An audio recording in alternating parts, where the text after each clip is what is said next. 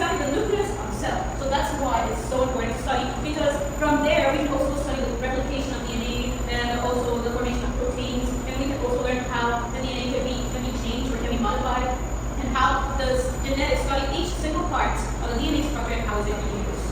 So now I would like you to watch a short video, an introductory video, so you can understand better what is DNA, what is important, and the structure in basic words. So I'm going to play a video right here. Try to pay attention.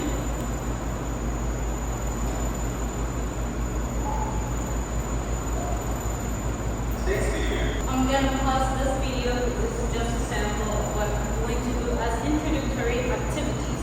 The first one is to ask questions to the students about their previous knowledge. And the second one is to play a video just to let them know what are the basic concepts about DNA.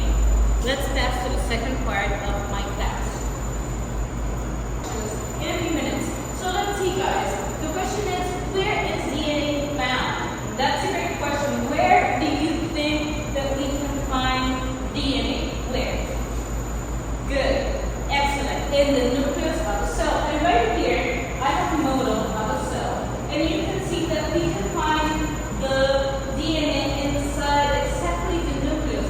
Remember that this is in a prokaryotic cell, but in an eukaryotic cell, that's going to be a little bit different because they don't have specific organelles, so the DNA can be found in the cytoplasm of the cell. Also in some virus that can happen in the same way. Okay, so now let's turn to the parts of DNA that are the phosphate group, the surviving sugar, and the base.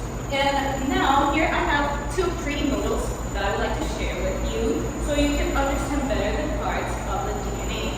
Right here you can see that in the DNA we have a double helix, right? And right here we also have the double helix. And you can see that in both strands we have this red and blue balls right here. The red ones are the ones that represent the sugar, and the blue ones are the ones that represent the phosphate group. So in this case, that means that in the two strands of the DNA, there is found the sugar, the survival sugar, and the phosphate groups, and those are the ones that connect to the nucleotides, or the parts of the nucleotides. And we also have 4 different bases in the DNA structure that are the adenine, the cytosine, the thymine, and the guanine. I would like you to repeat those 4 names with me. Help me repeating those names. Come on. Repeat after me. Adenine, cytosine, thymine, and guanine. Very good. Excellent. So those are the 4 bases, and I would like you to remember those words.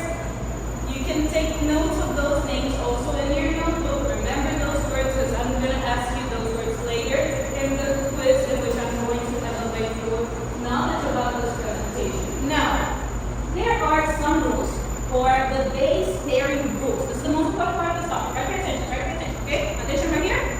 Good, okay. So what is the base pairing rules? It's how the bases are arranged or how they are found inside the DNA. They have a specific order in which they need to be arranged or they need to link together. In this case, we have the adenine and the thymine. It must be always, those two, they must be always be together. What does that mean? That I cannot link adenine with guanine or adenine with cytosine. That's impossible, okay? They must be, or they must complete this base pairing group. Important. So adenine, it goes with thymine, and cytosine, it always goes with guanine. So in this structure that I have here, I already explained double strand. What does it include? Good. Phosphate and the surviving sugar. Now, inside the strands, you can see right here that I have the 4 names: thymine, adenine, guanine, and cytosine, right? And you can see the colors. That always, the 2 colors that goes together, in this case, adenine. That's the second part of my class in which I need to explain the topic using different materials to let them know what's the most important part of it. In this case, I use a 3D model to explain the structure or the general structure of DNA. I also use a visual presentation that is interactive. And the third part is that I ask questions to my students just to make sure that they're paying attention to the topic and if they understand what I'm explaining. Let's pass to the third part of my class. Okay guys, now let's see if you were paying attention to the base pairing rules, and I would like you to complete this short exercise about pairing the bases. So in this case, we have one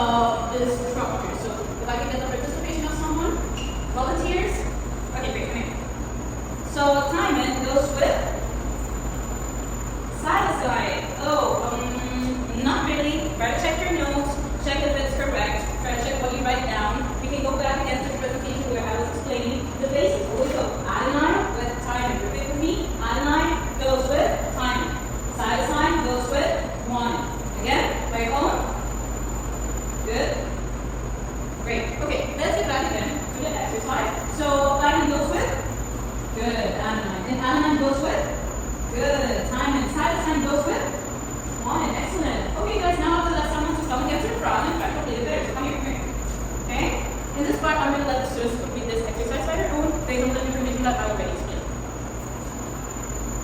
So right here we have the answers. So climbing goes with that line and so on. You can check the one that you wrote in your notebook. It must be this way. If there's something wrong, try to check that out and try to rewrite or correct your mistakes. Okay? Everything's going to be okay. Just try to correct any mistake that you have. Okay guys, so now let's pass specific to me. In this case, you're going to work in groups or with a partner. In groups of 2, 3 members. It's up to you. And you're going to work in a short 3D model. And it's important for me to see that you are performing the right structure of DNA. What does that mean? I want your structure to have double helix, for 1. Number 2, the base pair rules must be correct. And number 3, there must be represented the phosphates and the sugar, the alpha sugar of the nucleotides. So right here I have different examples. I have those 2 models. Here's another one. You can get this as different ideas for you to perform yours. And this must be presented in an end of the week. So if you have any questions, I'm going to be helping you. I'm going to be walking around while you're working just to make sure that you're doing what I'm telling you to do. So in this case, guys, I have here some materials. If someone doesn't bring the right one, so I can lend you mine, and it's going to be fine. So let's go ahead and start working. That's going to be the activity in which the students need to work in groups in the 3D model, so I can make sure that they are using the knowledge that they already got and put it in practice by performing this model. At the end of the class, I'm going to make a short evaluation by applying a quiz using the web of Kahoot or quizzes, in which I'm going to evaluate what I was explaining by a short quiz that it looks like a game for them, and it can make fun. And then they're going to pass in groups with the groups that they work with the 3D model and show the model and explain the structure again so they can remember the parts, remember the base pairing rules, and they can also explain the main or why is it important to study the DNA structure. I hope you like my class, and that's a short video presentation of how can I